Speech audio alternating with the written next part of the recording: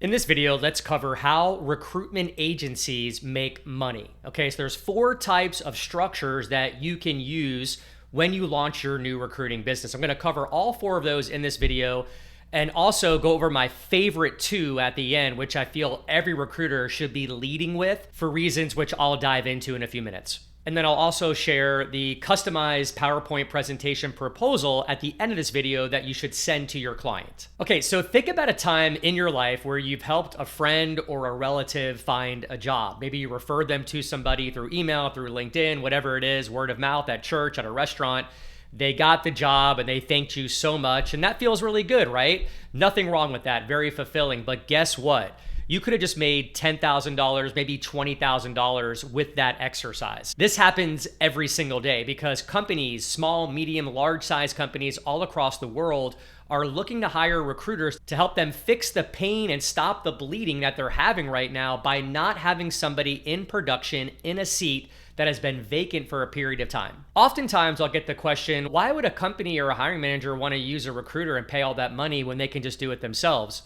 And the answer is, I don't know, why do you hire a landscaper to mow your yard? Why do you bring your clothes to the dry cleaner, not do it yourself? Recruiting is a full-time job, and most hiring managers don't have time to sift and sort through resumes and interviews and deal with all that nonsense during the day. They're tasked with running a P&L and driving business within their company. In addition to that, most hiring managers at well-established organizations are allotted headcount for the year and given a certain amount of money that they can use towards hiring efforts. And a lot of times that money can be used towards a third-party recruitment agency. Look, guys, recruiting has been around for literally over 100 years indirectly. The word headhunting has been around forever. Recruiting and staffing is a multi-billion-dollar industry that's not going anywhere, even with the advent of AI. All right, now let's jump into the 4 ways that you can make money with your recruitment agency. So number 1 is what I call direct hire, traditional headhunting.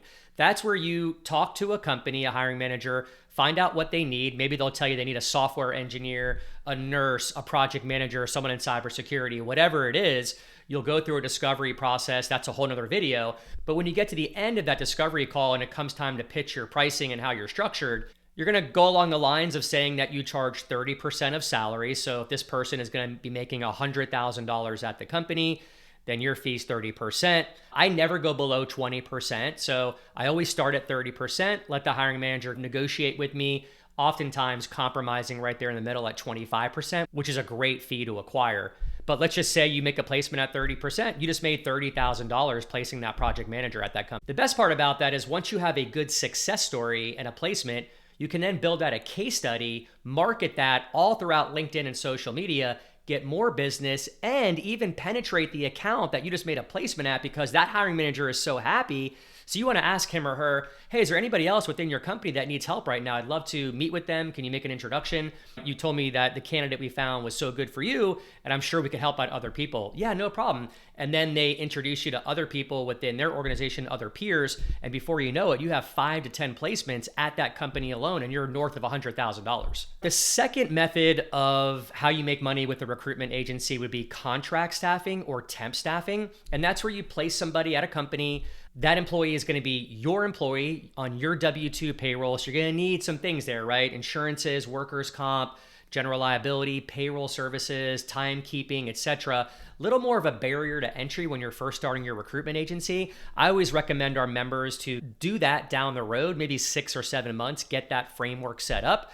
It's nothing you need to do right now. I just wanted to cover the different ways of making money, but you can always do direct hire at first, make some money, and then reapply those profits into your staffing model, which is contract recruiting. So in contract recruiting, you make a temp placement, you'll pay that person an hourly direct labor rate. Maybe it's $20 an hour. You'll bill the client usually $40 an hour. I personally never go below $10 on profit margin spread with contract staffing.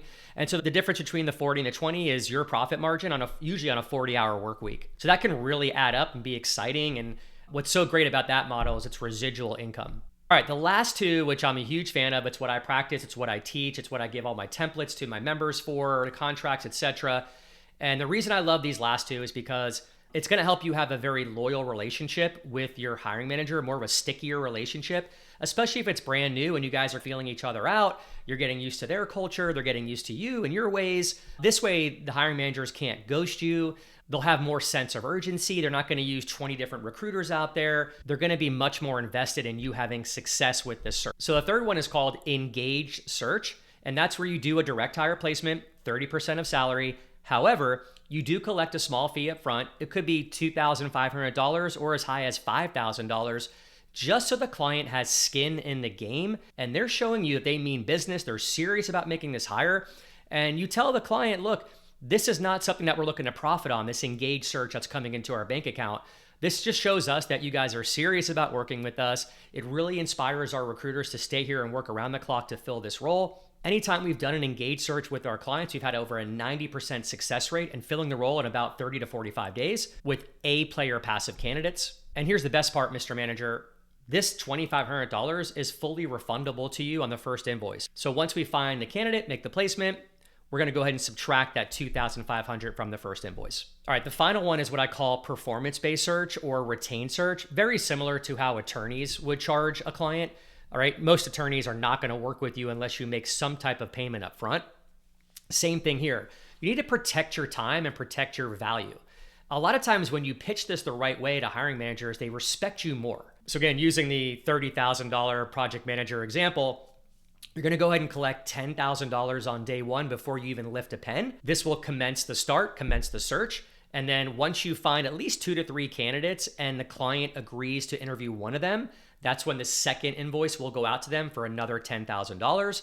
And the final $10,000 will be due on the first day that the employee starts work. Now, you do put some conditions in your agreement that protects your client in case the candidate is just not a great employee or they quit or there's just issues going on.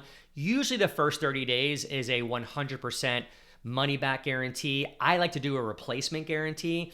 That way you can keep your money, but at least find another candidate for them. So I'd always negotiate there first.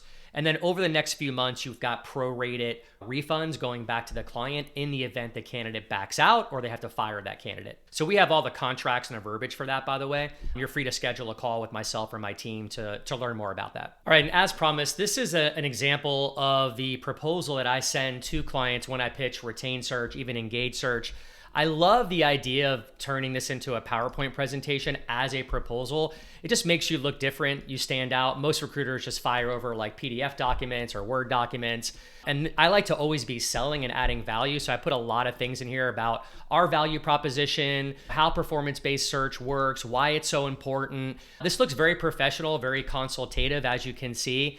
And it outlines the different steps, the milestones in our billing, our systems, how we find great candidates. I usually put the placement fee right here and the stages and all the guarantees with the client. So the client can go through this. This is just one asset during the process of the client journey that I've created that really helps you close big time deals. And this has been very well received by the client. So I would recommend that if you don't have something like this, definitely create something that's different because you want to be different and stand out from the sea of recruiters out there in the competition.